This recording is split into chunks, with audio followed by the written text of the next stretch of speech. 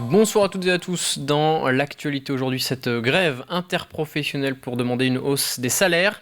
Un peu partout en France, des cortèges se sont formés pour revendiquer des revalorisations salariales pour compenser l'inflation, la hausse des prix des matières premières, des carburants et des énergies.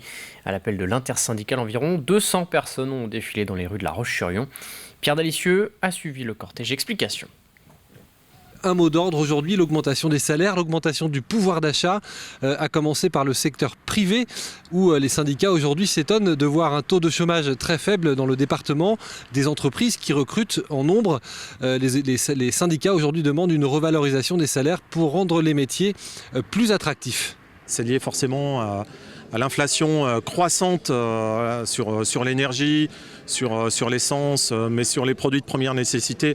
On voit bien qu'il y a beaucoup de salariés qui sont jetés dans la précarité et j'allais dire presque dans la misère pour certains, qui ne peuvent plus se chauffer, et sans évoquer la particularité des étudiants, des jeunes, des retraités, mais il y a des salariés qui sont aussi malmenés. Augmentation des salaires également dans la fonction publique, alors même s'ils étaient moins présents que lors de leur dernière mobilisation qui avait beaucoup rassemblé. L'éducation nationale demande elle aussi à revaloriser les salaires des professeurs et également des AESH dont certaines étaient présentes aujourd'hui. On est dépité, on est déprimé. Beaucoup démissionnent, c'est une catastrophe. On est actuellement soumise à des conditions extrêmement difficiles à travers les PIAL, puisque aujourd'hui on est affecté non plus sur un établissement avec 1, 2 ou 3 enfants. Aujourd'hui on travaille sur des PIAL où on peut être envoyé sur tout un secteur et s'occuper jusqu'à 7 enfants. Donc on ne fait plus que de la garderie, il n'y a plus d'accompagnement au long terme, il n'y a plus d'accompagnement de fond, on ne peut plus mettre en place de plan de travail, on ne peut plus mettre de projet. Une mobilisation qui aura moins rassemblé que lors de la dernière manifestation de l'éducation nationale. 200 personnes étaient présentes dans les rues de La Roche-sur-Yon ce jeudi après-midi. Au chapitre santé, la ville des Herbiers, première collectivité de Vendée à se doter de logements dédiés aux internes en médecine.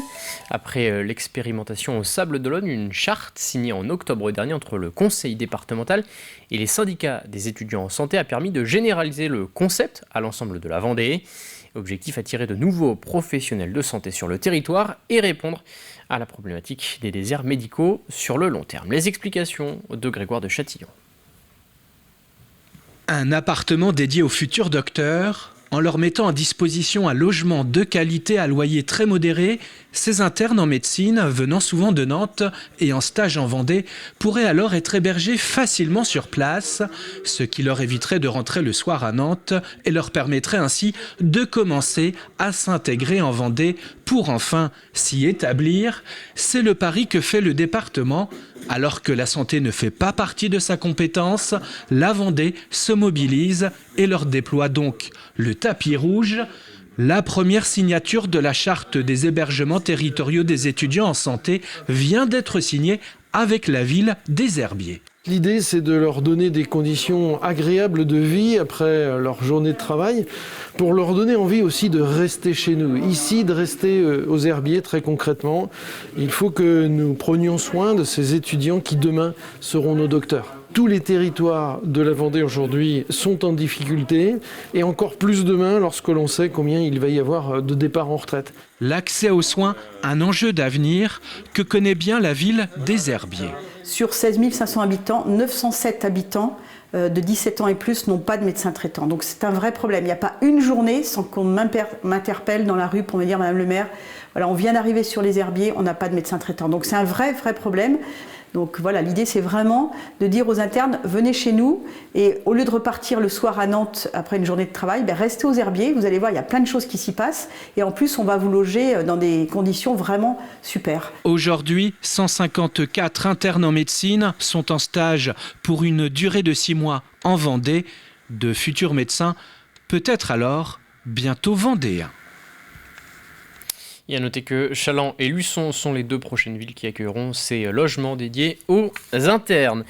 Éducation à présent avec la 17e édition du concours Bien parler pour réussir. Destiné aux lycéens vendéens, l'objectif du concours est de promouvoir l'expression orale auprès des élèves. Il propose ainsi aux jeunes de réfléchir sur une thématique et de défendre leur réflexion devant un jury. Le thème retenu cette année, en quoi l'altruisme se rapproche des valeurs françaises. Les épreuves se déroulent dans différents secteurs du département avant la finale départementale. Cyril Guillet a suivi les débats à Fontenay-le-Comte. Un petit peu improvisé. Pour les 9 candidats qui s'apprêtent à passer devant le jury du concours Bien parler pour réussir, l'angoisse est palpable. Très stressant, ouais. Peur de perdre mes mots, de pas y arriver. Lancé en 2004, la création de ce concours fait suite à un constat. C'est un certain déficit d'expression orale dans le parcours scolaire. Et l'expression orale, elle est incontournable, que ce soit pour poursuivre les études, pour un entretien d'embauche et pour tout engagement. Donc effectivement, ça se travaille, on se perfectionne et on essaye de faire au mieux pour convaincre l'interlocuteur. C'est ça l'objet de la prestation que l'on demande à nos candidats. Chaque année, la thématique est imposée et cette année, pour la 17e édition, il était question d'altruisme. C'était en quoi l'altruisme se rapproche-t-elle des valeurs françaises. Du coup, on pouvait partir dans plein de différentes idées et différentes propositions. Je me suis donc fait ma propre définition, qui est donc que l'altruisme est pour moi le fait d'aider les autres sans rien attendre en retour. Les candidats ont eu plusieurs mois pour étoffer leur argumentaire aux côtés de leurs professeurs.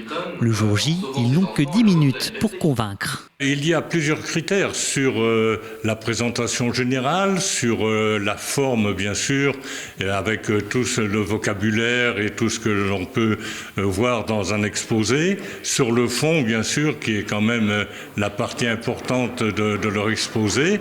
Et sur l'ensemble de leurs prestations, de savoir s'ils font preuve de conviction. Composé de membres de l'Ordre des Palmes académiques et de membres de l'Ordre national de la Légion d'honneur, le jury a cette année encore eu beaucoup de mal à départager les orateurs.